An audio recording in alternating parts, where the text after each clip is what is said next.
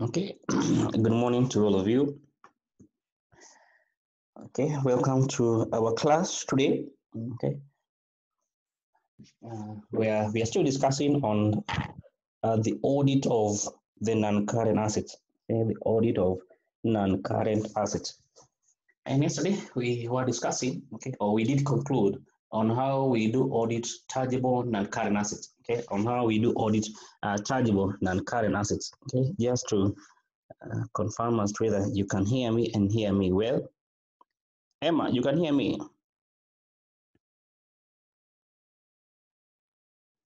Emma, you can hear me?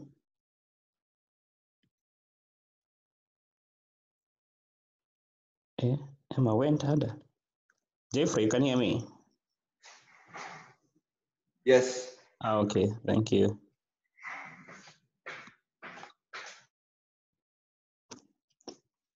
Okay, so we are discussing how we do audit the tangible non-current assets, okay? And just to refresh your mind, okay? And we say that essentially when it comes to the audit of the on any account, okay, be it the non-current assets, be it the current assets, be it the liabilities, okay, income or an expense account, the point where you begin with is you simply begin with having or getting to know, okay, what are the financial statement assertion that applies on that particular account, okay, what are the financial statement assertion that do apply on that particular account, okay. That's what you begin with. Okay. Then for each of the assertion, you discuss maybe 2 or 3 procedure. Okay. If for example you're trying to test on completeness, okay. Now you discuss, okay, what procedure can I use as an auditor, okay, to test on whether all the assets, okay, have been recorded in the books, okay. If they were disposal, they have been recorded. If there were additions, they have been recorded, okay. So what procedure can I carry out, okay? So you begin with an assertion in mind, okay. Then we discuss for each of the assertion, okay, what will I be doing? What can I do? Okay, what procedures can I apply as an auditor in order to test whether the asset account is complete, the income account is complete, that expense account is complete. Okay, so you do begin by having the assertion at the end of your mind. Okay. Okay, so today I want us to discuss on the intangible non-current assets. Okay, we discuss on the intangible non-current assets. Okay. Emma, you can't hear me. We can't hear you also. What's happening? Check. Just Emma. Emma.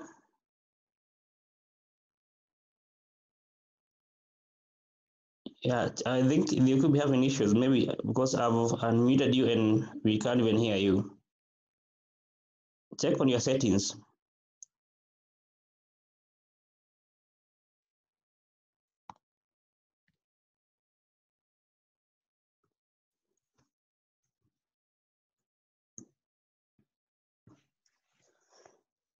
Okay, so when it comes to the audit of the intangible, okay, non-current assets, okay, when it comes to the audit of the intangible non-current assets, okay, we begin the same process, okay. We have at the end, we more or less have at the end of our mind, okay, what are the financial statement assertion that I will be testing, okay, with regard to the intangibles, okay, with regard to the intangible non-current assets, okay.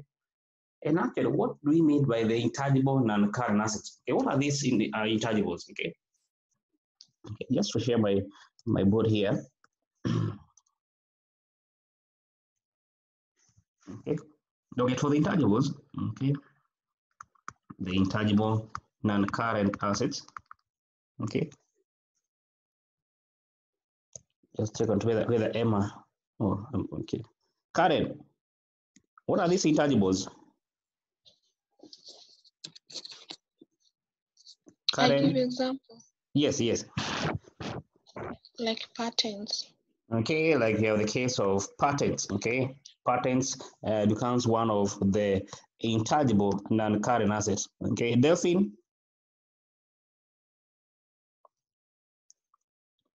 Delphine.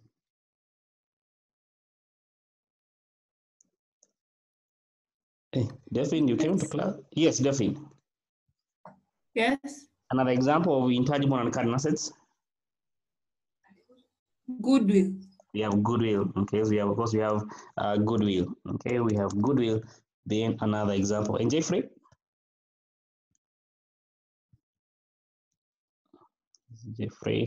Jeffrey. Yes. Yes, another example of intangible and current assets.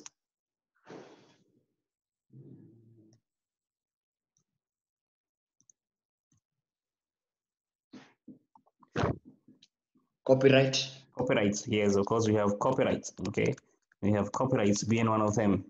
Okay, and of course, lastly, we can have, for example, research on let me just call it the development cost. Okay, the R&D. Okay, the research and development cost. Okay, development cost. Okay.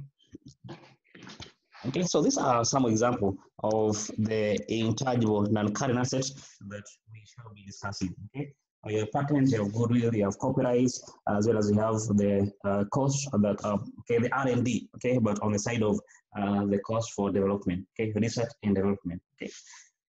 Now, the same process again before in when it comes to the audit, okay, of these accounts, okay, on all of these intangible and current assets, okay. So we begin by discussing what are the financial statement assumptions that do apply on these intangibles, okay. What are the financial statement assumptions that do apply on this particular session? Some of them, okay. For example, you can have the case of existence, okay.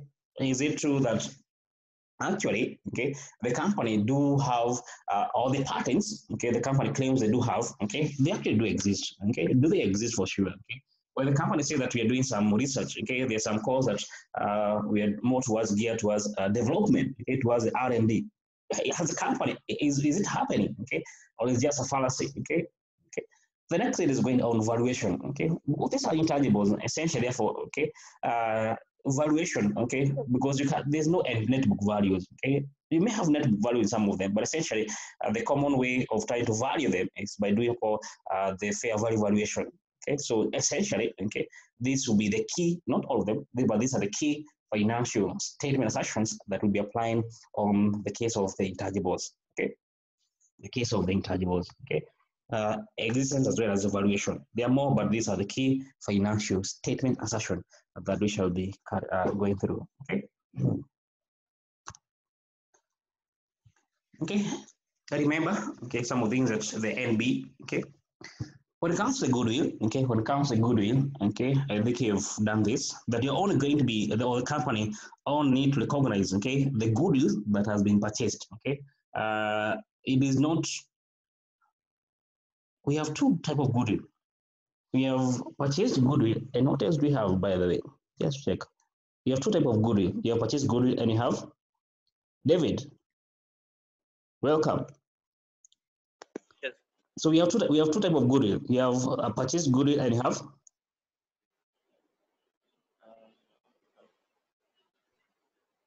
Non-purchased, I think. Are you sure, David? No, I'm not sure. Quinta. Yes. Yes, we have purchased goodwill, and you have. I don't know that one. Okay. Kami. Yes. Yes. What's the other goodwill? Inherent. Inherent. Okay, close, but not inherent. Delphine.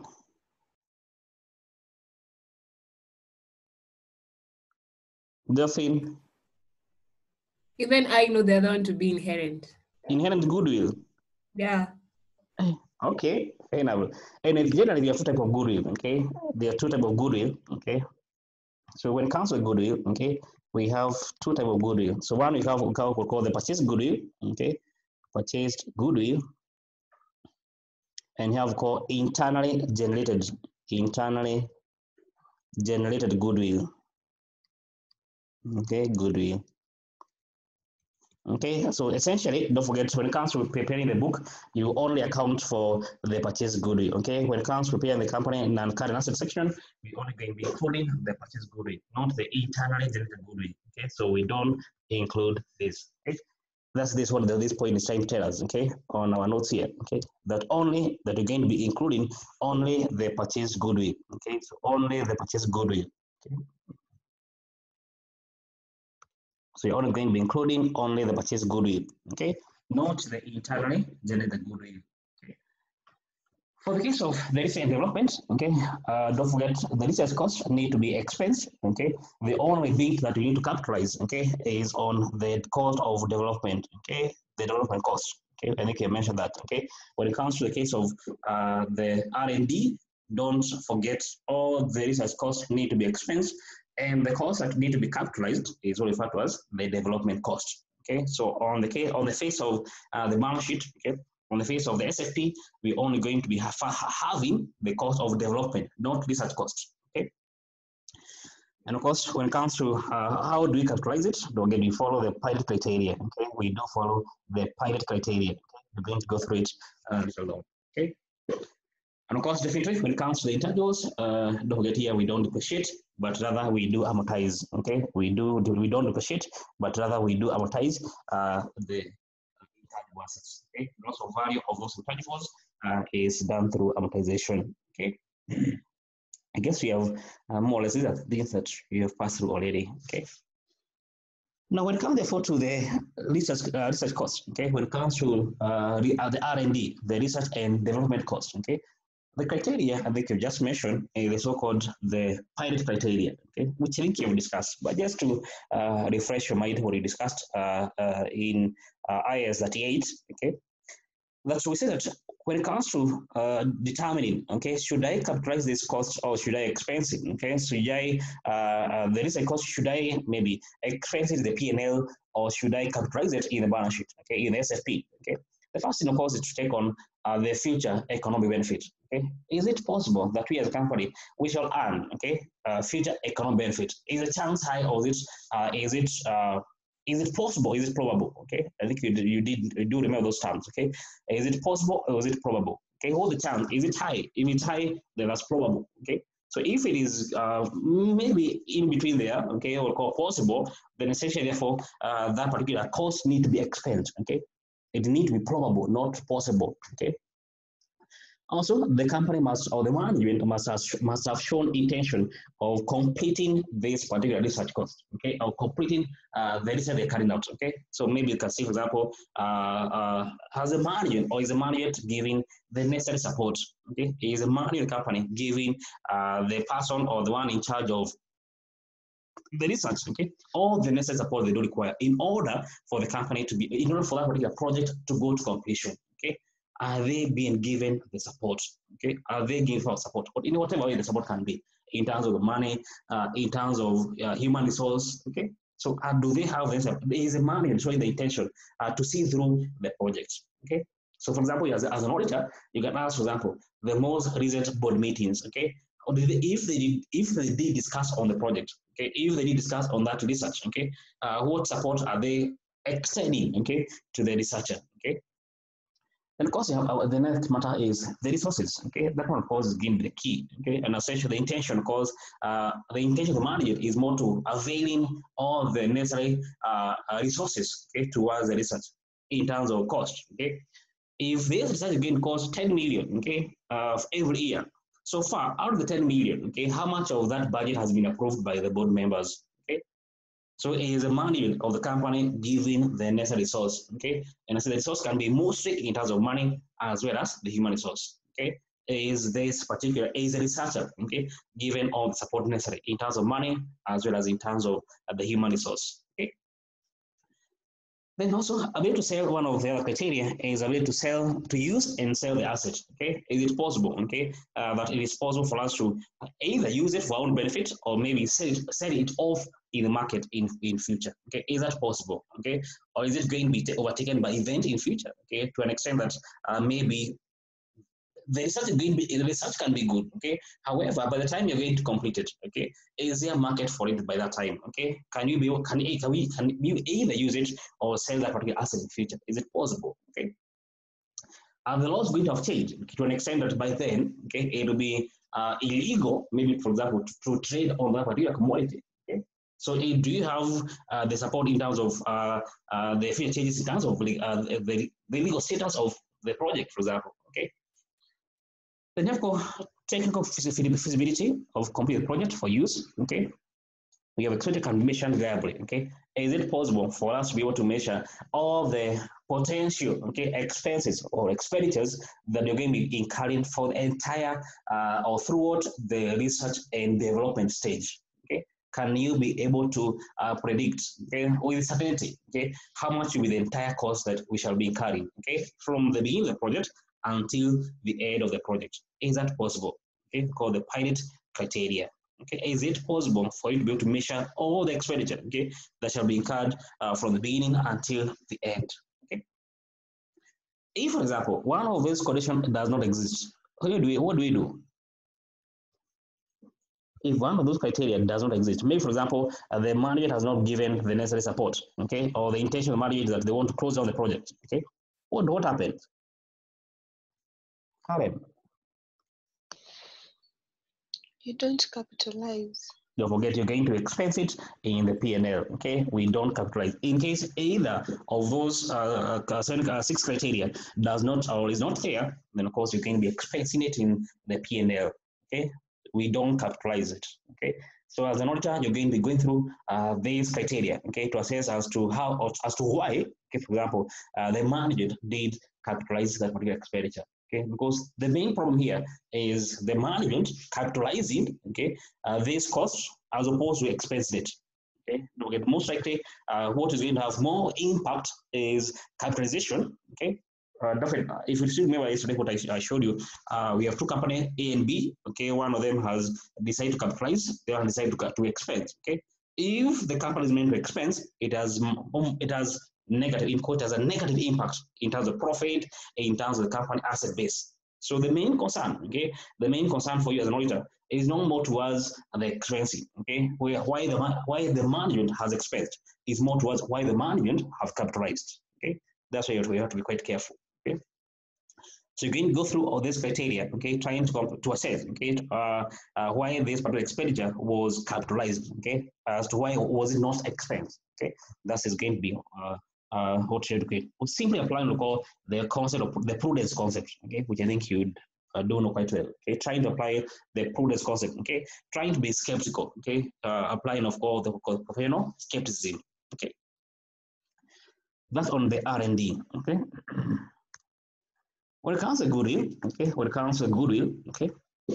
we have said that we're only going to be capitalizing, or we're only going to be what ought to appear on the face of the balance sheet is a purchase goodwill, is a purchase goodwill, So if the company has, or if there's any internally generated goodwill, that appears on the face of the balance sheet, that appears on the face of the SFP, then as an auditor, of course, that's going to be an outright, You're going to ask the management, to do the necessary. They need to cut off. That it ought not to appear on the face of the balance sheet. The only thing that ought to appear is the purchase goodwill. In regards to purchase goodwill, for example, you have you've done consolidation. So I pretty know that you do know how to get the goodwill. Using all those methods that you can use when it comes to estimate the goodwill. So one of them definitely. If you remember. Just to take you back in accounting. I said goodwill of the company. One of the method is going to be what was the purchase consideration? How much did you pay to acquire purchase consideration? How much did you pay to acquire that particular company? We have acquired company B. What was the amount you paid to acquire that company? Then of course, what is the fair value of the asset that you acquired? Less fair value of the asset acquired. And of course that therefore will give us the goodwill. So therefore, you may want to recalculate this, And one of the steps when it comes to recalculation of the value that has appeared on the balance sheet is by asking the management, provide me with documents that do dictate how much, that do show me, how much you did pay to acquire this particular company, So you're going to be asking the management, provide me with your sale agreement, You bought this company, but provide me with documents, of the sale agreement you had between yourself and the company and the shareholder of the company you did acquire. Okay, so ask therefore for the sale agreement between the company and the between the company, the agreement between the company and the company has just acquired, okay, and the subsidiary of that particular company. Okay, so ask for those documents that do show the purchase consideration. Okay. Okay, so agree the purchase consideration. So here in this point, agree sales consideration to sale agreement. Okay, the amount they paid, compare that with what they on the agreement they had. Okay, or the actual contract between the acquirer and the acquiree. Okay. At the same time, the next bit, of course, okay, going back to our board here. Okay, the next is on the fair value of the asset. Fair value of the asset. Okay. Now, how do you get a fair value of the asset? Okay, so you may want to ask the margin. Okay, how did you get this value? Okay, the purchase consideration. Okay, for example, was, let's say 100 million. Okay, the fair value asset acquired, for example, was maybe how much was it? Maybe it was okay. This context, let me just start. Was, let's say 80. Okay, was 80. Okay, to give therefore goodwill of 20. So how did the company obtain, when it comes to the fair valuation of those assets, how did you get the 80? Okay, so ask them, okay, how did you get the 80? Okay, if maybe, okay, you can maybe ask for the company to provide you with a valuer certificate, okay, if there was a valuer, okay, or in case there was a financial analyst, okay, who was giving the company the fair value of the asset, ask them provide me with the report of that particular expert that you did use when it comes to determining what was the fair value of the asset you did get from that particular company you acquired. Okay, ask them provide you, for example, with those documentation, okay, from the expert they did obtain. Okay.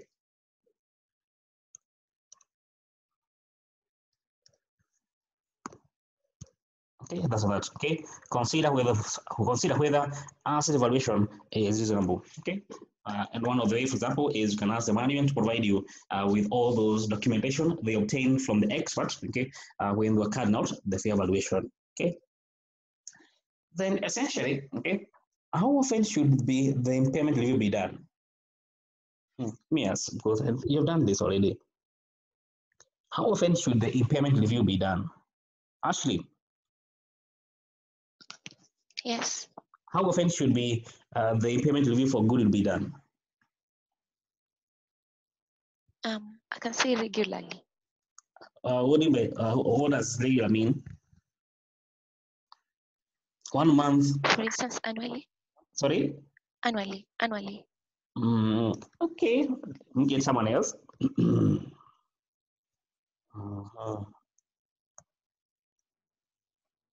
Kami, Yes. how often? Month. Monthly? Yes. Hey, that's too frequent. It won't be possible to do it monthly for sure. Anyway, Quinta, Yes. yes, how often? Also FATs annually. Annually. Okay, annually it can be done. For sure, it can be done annually, but essentially, it might not be possible to do it every year. Just Jeffrey. Jeffrey, Yes. how often should the review be done? After the end of a period, That is 1 month or 6 months or 1 year? 6 months. 6 months. Are you sure, Jeffrey? You're not so Not sure. sure. Okay, Yeah. Petronila. Petronila. Yes, Petronila. Yes, Petronila. I think annually. Annually. Yeah. Okay. Now, essentially, when it comes to the review, okay, when it comes to the review of the impairment, okay, sorry, when it comes to the review of goodwill, uh, when it comes to the review, okay, the impairment review, okay, it needs to be done at least every 3 years, okay, at least every 3 years, okay. The impairment can be done, okay, every 1 year, okay, when it comes to the but the review, okay, the review needs to be done at least every 3 years, okay. So, when was last time the company did review on the fair valuation, okay? When was the last time they did that, okay? Is it 3 years? Okay, if it is past 3 years, then you may want to ask the manager to redo it. Okay, if it is every 3, if they have not done for the last 3 years, then you may want to question the management why this has been the case. Okay, but essentially in most cases, the manager will be charging an impairment every 1 year. Okay, but the review should be done at least every 3 years. Okay. If they have not done that, then discuss the management. Okay, they discuss. So coming your question, let me go back. Yes, coming.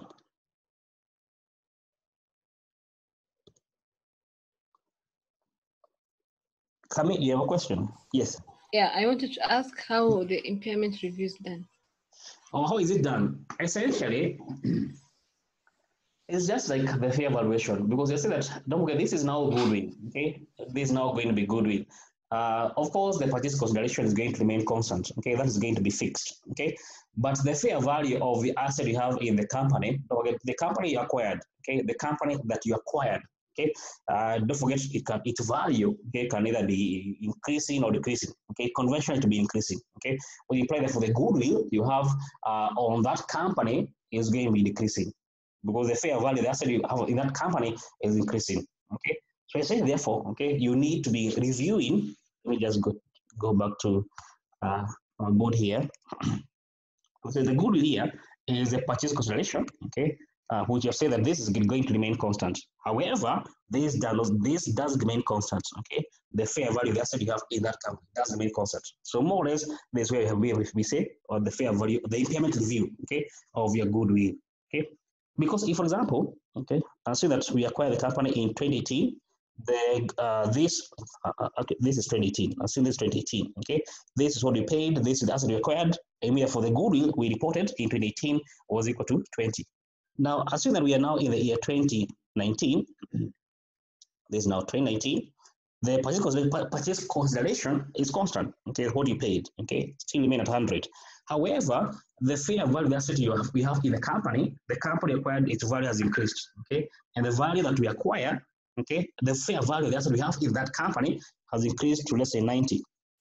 That means, therefore, our goodwill in this context, therefore, is going to be equal to 10.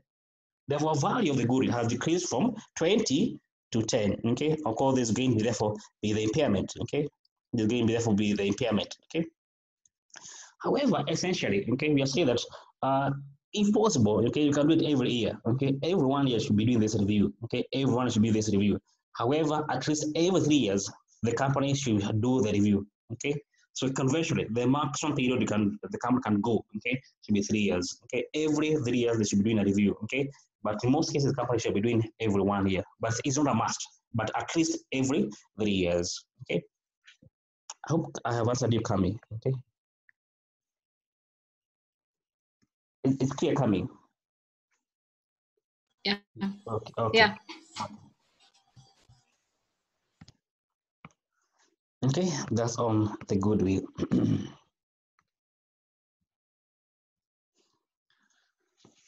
The next point is assess whether valuation of goodwill is reasonable, impaired or not by discussion with the management. Okay, so simply assess whether the valuation of course, in this case, the fair value of the asset the company has in, for example, in that company, okay, they have acquired, on whether the valuation done was reasonable. Okay, the fair valuation of the asset, was it reasonable? Okay, and of course, if it was done by an expert, then of course you simply go to the manual expert. Okay, those points we discussed. Okay, under the manual expert shall be applying here. Okay, ask them. Okay, what assumption do you use? Okay, what method of valuation do you use? Okay, are they qualified experts? Okay, what experience they have? Okay, so all those shall go to this particular point here. Okay, especially in case the goodwill, okay, the evaluation was done by the expert. Okay, that's on goodwill. Okay, that's on goodwill. And actually, if we check on your question back, there's a time examiner did ask you to discuss. Okay, the time examiner asked you to discuss on the substandard procedure you use when it comes to audit of goodwill. Let me check it out. Okay, so if you check on June 2013,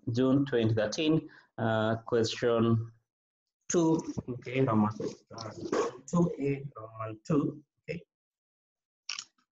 Okay, so June 13, question 2A, Roman 2. Okay, Sabina's here. Okay, outline for audit procedures you carry out to verify the following items. Okay, the first one was released property. The second one is on goodwill. Okay, so what procedure can you carry out? Okay, when it comes to the audit of goodwill. Okay, so simply those are some of the procedures that you can carry out. Okay, look, it is not limited to this particular form we have here. Okay, but those are some of the procedures that you can carry out when it comes to the audit of goodwill. Okay, now with regard to leased property, we can just do a quick one. Okay, on Roman 1 of that question. Okay, leased property. Okay, the company has property. Okay, maybe one of the assets, one of their non-current assets. Okay, is property they have leased out from a third party, from the lessor. What procedure would you carry out?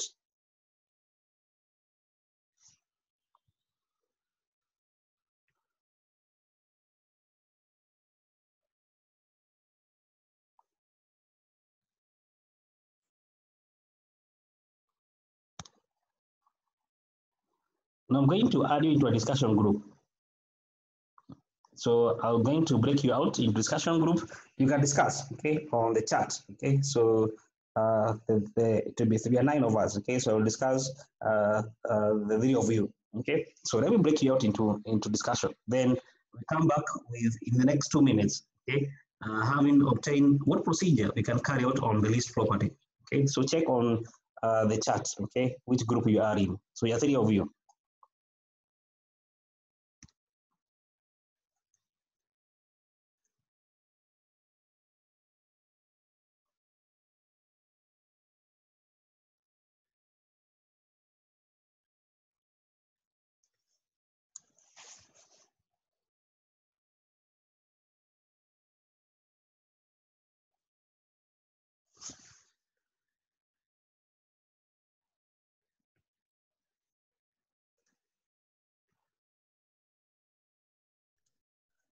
Okay, that you have had your points. So just check for each of the group.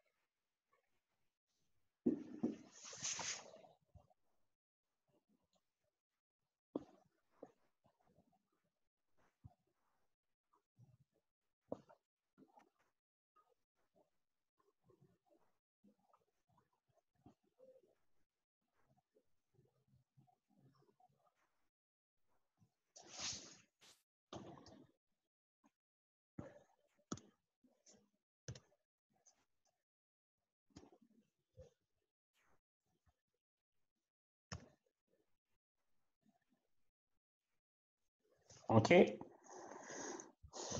I presuppose that you have heard or you have discussed your points. Okay. So, Ashley, who was your group leader? Ashley. I was. Okay, fair enough. Tell us the point then. Okay. We started with Yes. that the auditor should review leases for the properties to Sorry, ensure that what? the company has fulfilled covenants therein. So the auditor Should review leases for review each leases. property. Yes. So, okay, so review lease agreements. Yes. Okay. To ensure that the company has fulfilled the covenants. The agreement, the covenants they are in. Okay. Yes. Yeah, that seems to be a good point. That the auditor should review the lease agreement to check as to whether the company, okay, has fulfilled all those covenants in the lease agreement. True. Okay. Next point. That the company should ascertain whether the leased property is free from any charges. Okay, so the auditor should ensure, okay, that it is free from any lease. How do they do that? How will the auditor know that it is free from those charges? By checking on the statutory book, by checking on the statutory book. Okay. Okay, 2 points are okay for your group. Okay. Let me take on, okay, let me take another group now. Okay. Thank you, Ashwin. Kami. Yes, Yes, who was the leader of your group? Ashley. Oh, it's Ashwin. Okay. Quinta.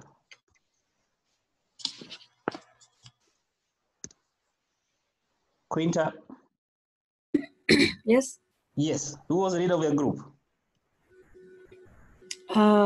Me. Okay. Tell us the point. Apart from what has been said already, Yes. we said that the auditor could do an inspection to ensure the existence of the property. So the auditor can carry out a physical inspection of those leased property to assess as whether they actually do exist. Yeah. Yes. Okay. We have physical inspection.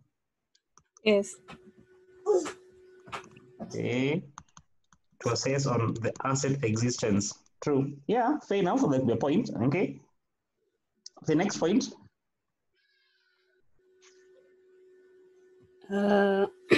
We talked about a lease certificate. Hey, Quinta, you have some visitors there. Sorry? You have some visitors there in the background.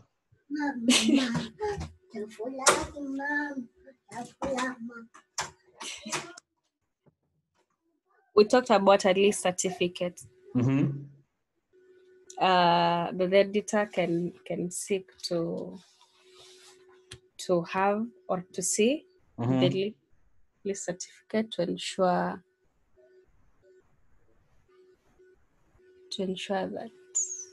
that it's a valid agreement.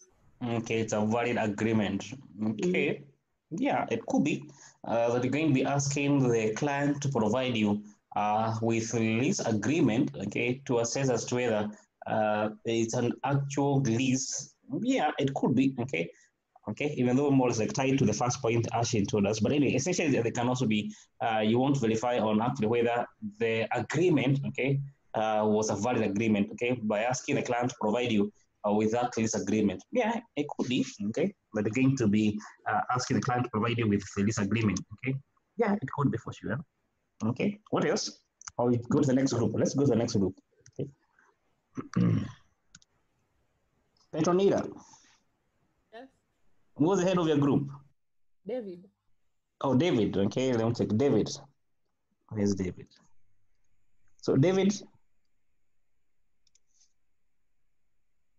Yes. Yes. At Yeah. some point for us, David. So apart from the points that have been, Yes. we had an extra one where the auditor was to ascertain the balance sheet disclosure according to IFRS. Yeah, that's a very good valid point. Okay, the disclosure for sure that the auditor should verify that actually the company has done all the necessary disclosure with regard to those leased property. Okay, maybe the number of years, what the implicit interest rate they are using to calculate maybe the present value of all the potential rent. Yeah, sure. Okay, that's a very valid point. Okay, verify that the company has gone ahead and made the necessary disclosure with regard to the leased property. Okay, on the notes, the financial statement. Yeah, true. And that's how you're meant to do that. Okay, don't forget there's no as per se. Okay, a fixed answer. Okay, I don't want to say that there are going to be free marks. Okay, provided okay you do discuss the procedure. This is a procedure. What am I going to do? Okay, so you discuss. I'll do 1, 2, 3. Okay, and as mentioned, don't forget, do not force those points. Okay, you know those key audit procedure, inspection, recalculation, but don't force them. Okay, don't force them. Okay? They need to be seamless, more or less. Okay. Yes, and that's how you're meant to discuss on that point. Okay, I hope it's all clear to all of you. Okay. So David.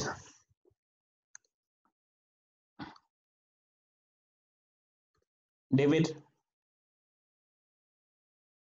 Yeah. So you can take a break. Yes. Okay, we meet about time. Yeah, we can have a 9:30. 9:30, 20 minutes. Wow. Okay, fair enough. We can meet then at 9:30 then. Yeah. See you then. Oh, Quinta, you have a question. Quinta, where you have gone away. Quinta? Can you have all your Sorry? points? Sorry? Must all your points describe different assertions? Can you have many points? No, actually, you can have like 5 points describing on existence. There's no problem. Oh, okay. Yeah. But sometimes, okay, I've not seen your examiner asking that, but sometimes you can have a scenario where the examiner asking only discuss procedure with regard to existence on completeness. Okay, it's not so common, but sometimes you can be asked to do that. You only discuss procedures with regard to one assertion. Okay, not so common, but sometimes you can be asked that. But if it is open, then you can discuss any assertion that you want. That's clear, Quinta. And you can have many points describing one assertion. Yeah, you can have as many points as you want. Yeah. Okay. Yeah.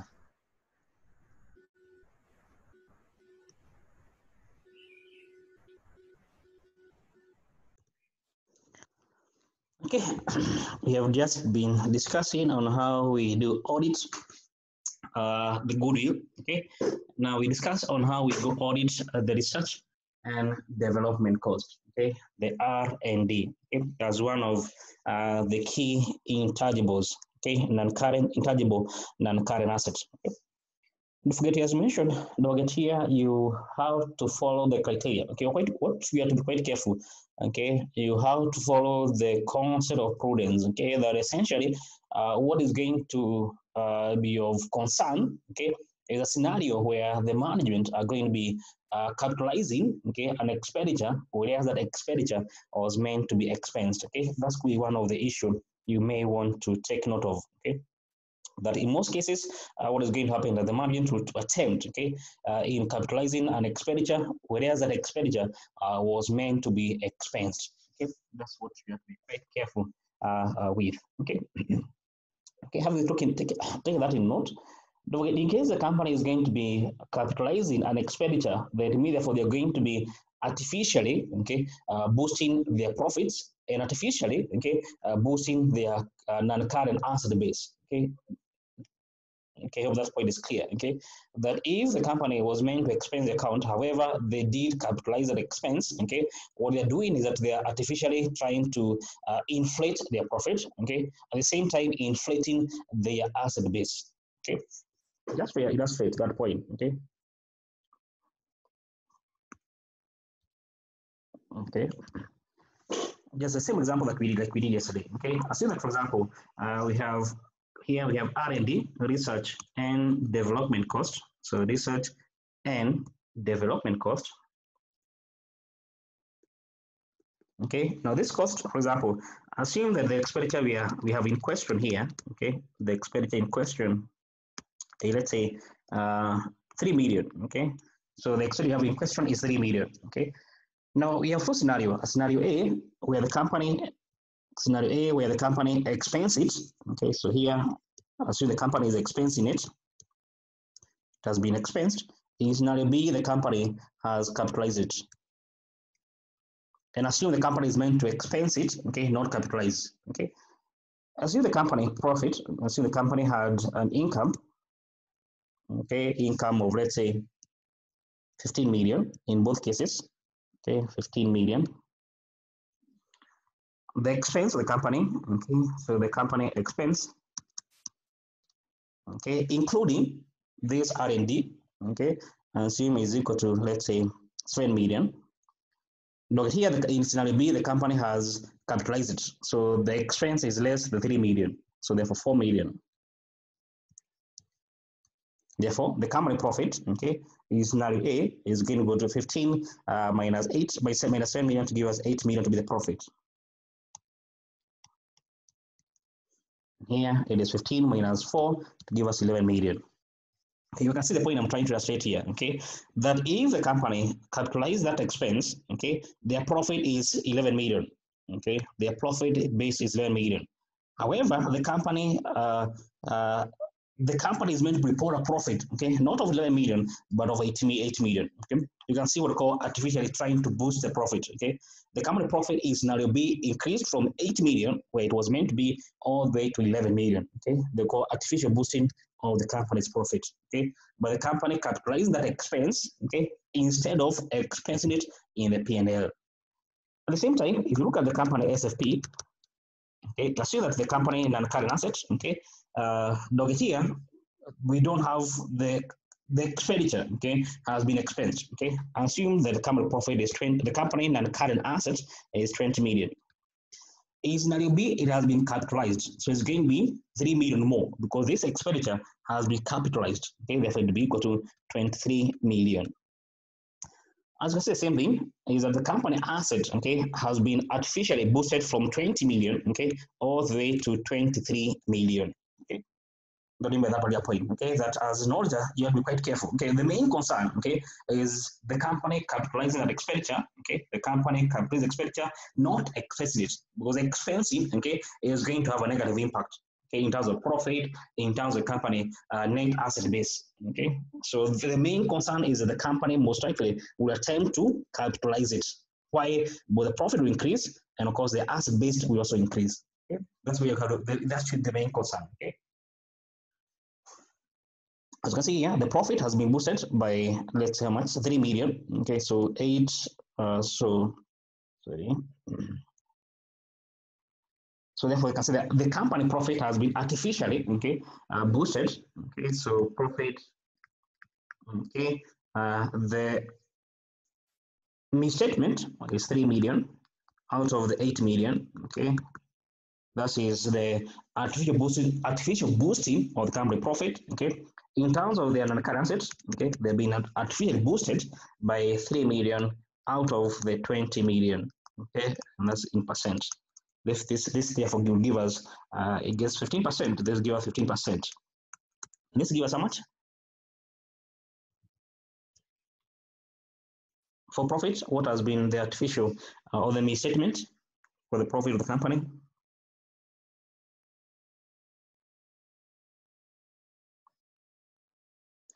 Okay, we have one.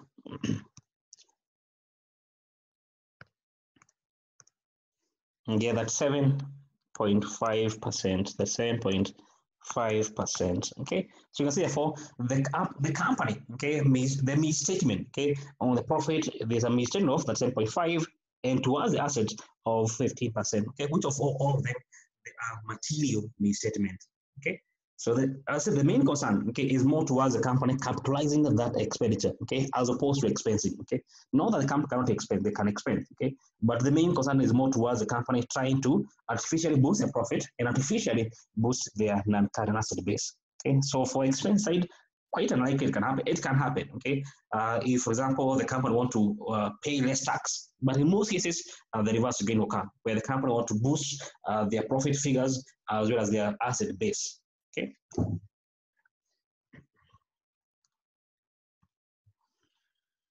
So how do we carry out? Okay. So confirm that capitalized development expenditure conforms to IS-8 criteria, okay, by inspecting the details of project and discussion with the technical managers, okay. Simply go through the pilot criteria, okay. So we'll get the criteria trying to say here, okay. Okay. The criteria, I think we have just mentioned it, is the pilot criteria. Okay, so it conforms with the pilot criteria. Okay, so you're going to go through the criteria and assess whether all those the criteria, okay, has been fulfilled, okay, when that particular expenditure was being capitalized. Okay, so you should refer back to that pilot criteria to assess whether all the expenditures that have been capitalized did fulfill each of those elements, not one or five or the six, but all those six elements has been fulfilled. Okay. Next, confirm feasibility and viable project by inspection of budget and discussion with the project managers. Okay. How viable is this project? Okay, try to check on what is their budget. Okay, what's the budget the company is going to have? For example, okay, so far, what is the cost the company has incurred? Okay, towards the project. Okay, you can ask the person in charge of the project. Okay, what is the total cost you've incurred on the project? Okay, they've incurred 10 million. What is the potential, okay, future cash flow you're going to be receiving, okay, from the product you're going to be selling from this particular investment, from this project? 6 million. Okay, I'm trying to just give you an example. Okay, just a hypothetical case. Okay, and see that you have this case here. Okay, the cost so far incurred, okay, on the project is 10 million. Then what is the since this research, okay, is still ongoing, okay, of course the company management has made a projection. What is going to be the future? What is the projected future cash flows you're going to be receiving? Okay, future potential cash flows you shall be receiving from the sale of the product made. Okay, 6 million. Do you think this particular project has a future in it? The cost so far incurred, okay, is 10 million. The future potential cash flow, okay, the company shall be receiving from this project is 6 million. So the question is, do you think this particular research has its future? Is there a future here? Yes, someone. Delphine. Delphine. No. Does it have a future? No. No, of course, definitely. This particular project, it does not have any future. Okay. So one of the things you can ask is ask the management, ask the one in charge of the project. Provide for me all the budget you've incurred so far. Okay. Maybe the current, the cost you've incurred so far, as well as any future potential cost you've been incurring. Okay. Then you can make a comparison. Okay. What is the potential cash to be received from the sale of whatever product should be made from that particular research? Okay. If it seems not to be to make any economic viability, then most likely the company ought not to capitalize a particular expenditure. If anything, they need to expense it in the P&L straight away. Okay.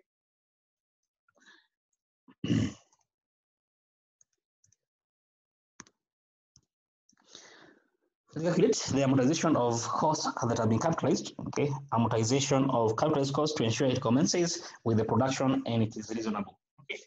Now, once the project has come to an end, okay, once the R&D, okay, or the research has come to an end, okay, and the production has begun, okay, now what happens next? We need to have the amortization being carried out on all the costs the company incurred towards that development cost. Okay, all the costs that were capitalized, okay, now we need to start amortizing them. Before the company starts production of the unit they were making, okay, they were proposed to make, then essentially we ought not to have any amortization. Okay, now the amortization, okay, in this case the depreciation, okay, the amortization, this is an intangible, okay, therefore you're going to be amortizing, okay. The amortization needs to begin once the company has been able to start production. So before the time of production, they ought to have zero amortization. Okay, You don't have zero amortization. Only the expenditures that are meant to be expense should be appearing in the P&L. Once the company starts making products from that project, okay, now we can start commenting the amortization need therefore to start immediately after that. Okay. So as an auditor, therefore, what happens is that you may want to maybe ask, for example, okay, what is the rate of amortization normally applied? Okay, by the time of production, what was the total cost capitalized? Okay, and now you can recalculate. Okay, if for example, okay, if for example we had this case here, the cost so far, assume that actually the potential cash flows is 16 million, so the company can go ahead with it. Okay, and assume that the research bit of it or the production, okay, the production did begin, okay, in the year 2020. Therefore, in the year 2020, we need to have amortization appearing in the P&L. Okay, they need to be amortized. Okay, because the production did begin in the 2020. In the year 2019, before production, we ought not to have any amortization. Okay, that's the point that here. Okay, so first thing is that you as an auditor, you may want to confirm. Okay, review the company most recent financial statement. Okay, to confirm as to whether the company did not amortize the cost before the production. So you can ask for them. Okay. Now, in the year 2020, okay, ask for the company to give you, for example, a draft account, okay, and confirm as to whether the company has amortized the 10 million, okay, in the year 2020, okay. They need to have amortization appearing, okay. Now, if, for example, okay, we'll say that if, for example, the rate of amortization is meant, for example, be 10%, okay, and the cost so far that will be capitalized as at year 2020 is 10 million, okay, therefore the amortization ought to appear, okay, ought to be 10% of the cost that have been capitalized, the 10 million, okay, therefore times 10 million, okay. Therefore, we clarified an amortization of 1 million in the P&L, as well as the value of the R&D, okay, ought to be equal to 9 million now. Okay, because the development cost, okay, ought to be 10 million minus amortization of 1 million, which gives us 9 million. Okay, so confirm, okay, review the accounts of the company to check us whether this has been charged in the P&L and this is what appears in the company current assets. Okay, that's the point you're trying to say, okay, that you can carry out recalculation as an auditor. Okay. The another point is inspect invoices to verify material expenditure incurred on research and development. Okay. So don't forget here, the company is making, this is a project for the company, okay? This is research and development, okay? Which means therefore, part and parcel of the company, of the 10 million, okay, of this 10 million must have been, okay, the material the company acquired in the production, in the projects, okay, on that research, okay? They bought the material, okay, in whatever context is, okay? They have asked management, okay, out of the 10 million we have there, okay, 6 million is towards material cost. Now provide for us invoices for the material that you bought for this 6 million material cost that you have. Okay, provide for us as your auditor, okay, all those invoices that you did, okay, use when it comes to the R&D, okay, provide for us invoices for all the material, the $6 million material that incurred in the production process, okay. Maybe, for example, we can have a scenario where 2 million was more towards labor cost, okay. Okay, just an example, okay, that 2 million was more towards labor cost, what we paid for the researchers, okay. Now, what is they have? Provide for us, for example, all your wage records, okay? Provide for us your wage records or the payroll documents, okay? Because in case these are employees, okay, you must have paid them, okay?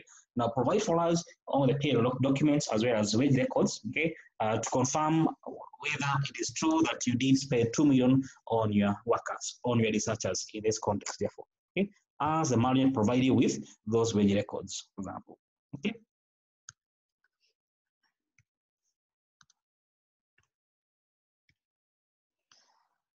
Okay, inspect invoices, like you mentioned that, verify wages by supporting documentation such as payroll records as well as the wage records. Okay, so as a management, okay, we want to verify your claim that you spent 2 million, okay, when paying the employee, when paying your researchers, okay. Now, as they provide for us documents, okay, to support that, okay.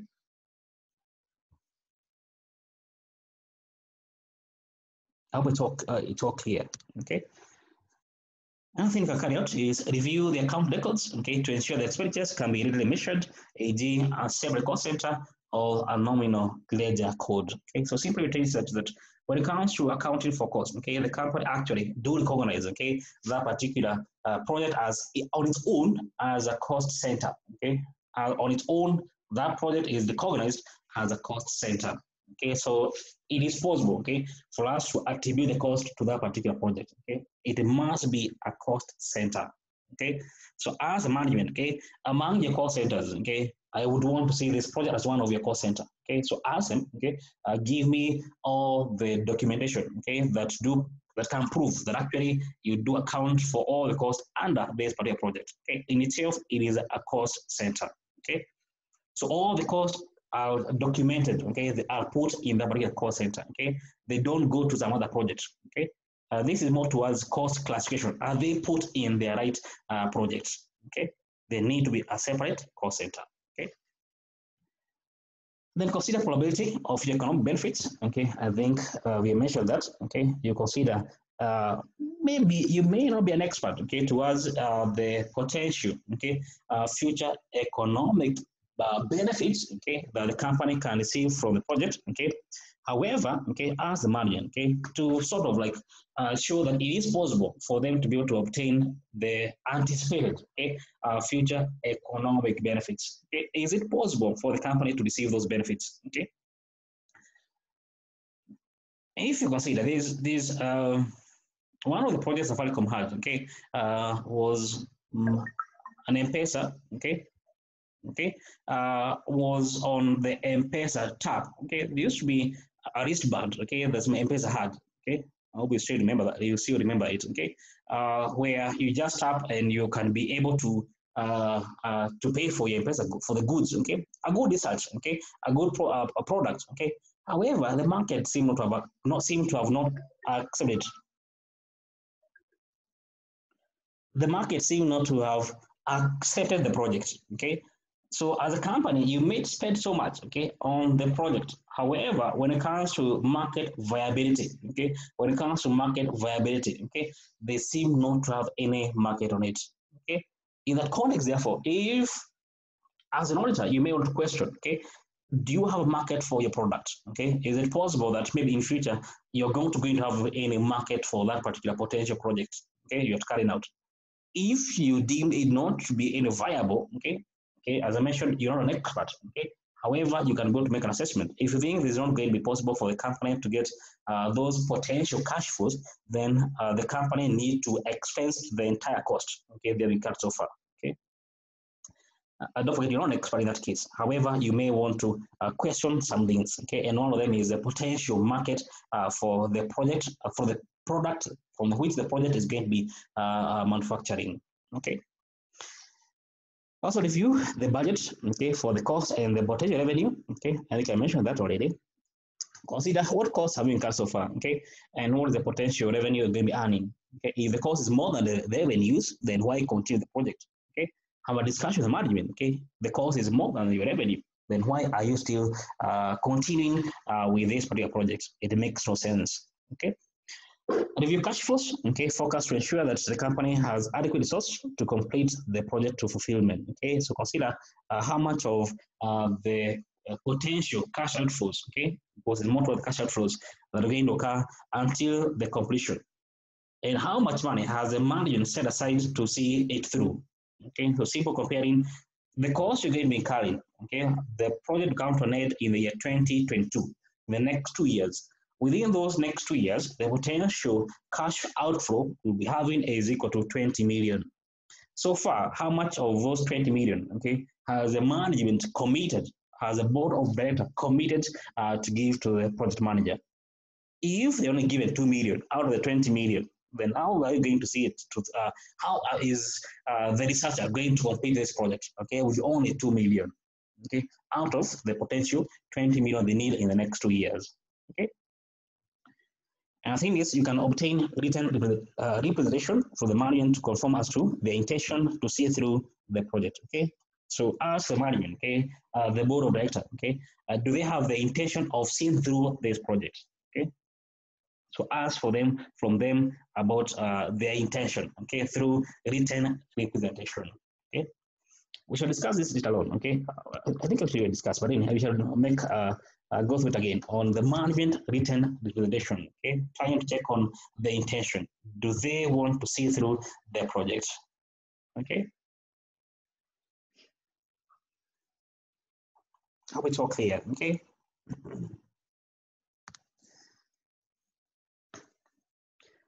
If the company has bought patents, okay, the company has bought maybe copyright, okay, from some third parties, okay, so one of them can try to agree the purchase intangibles for the purchase documentation by inspection or by the review of those documents. Okay, so this is an example. If the company has bought a copyright, okay, the company has bought patents, the company has bought research products, okay, then ask them, provide for me all your documents that you did use in the purchase of that particular intangible, okay. Okay, for intangibles, it's quite hard for you to do. You can't do a physical inspection, so they're simply about documentation.